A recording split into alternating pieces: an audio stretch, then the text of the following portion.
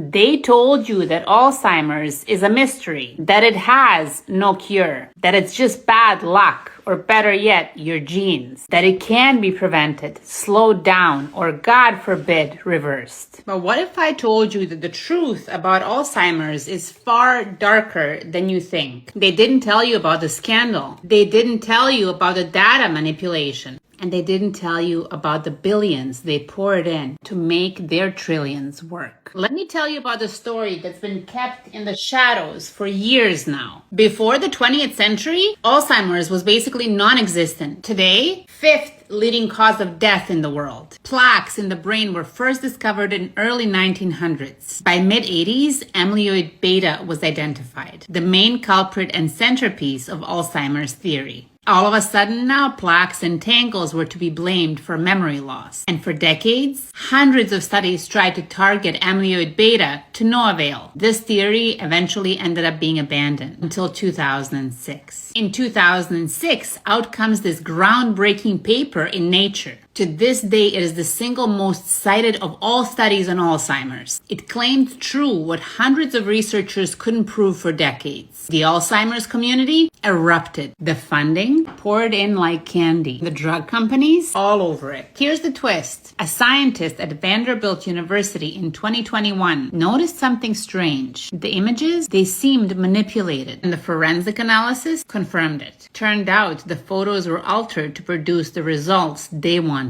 Nature has since placed a warning on the study. Just a warning, no urgency. And the investigation continues and is still ongoing. No rush. Yet this could be one of the biggest scientific scandals in modern medicine. Why would they rush? Now here's the part they don't want you to know about. Alzheimer's is not primarily a brain disease. It is a metabolic disease. More accurate way to call it would be to say that it's type 3 diabetes, because brains of Alzheimer's patients can't properly use glucose for energy. What do you think is driving that? Sugar overload, processed foods, inflammation, sedentary lifestyle, toxins? Here's the kicker. Statin drugs that lower cholesterol. Your brain is made of fat and cholesterol. You lower cholesterol, you starve the brain. You starve the brain, you get memory loss, confusion, brain fog. Sounds a lot like Alzheimer's symptoms. What about that statin use? It's exponentially increasing. When Alzheimer rates were low, hardly anyone used them. You'll never hear that. Why? Because fasting, walking, and healthy eating are free. They sell drugs that create problems, care homes that sedate, doctors that prescribe. Because the reality is, it's not about curing you, it's about billing you for life. Now you know the story they never wanted you to hear.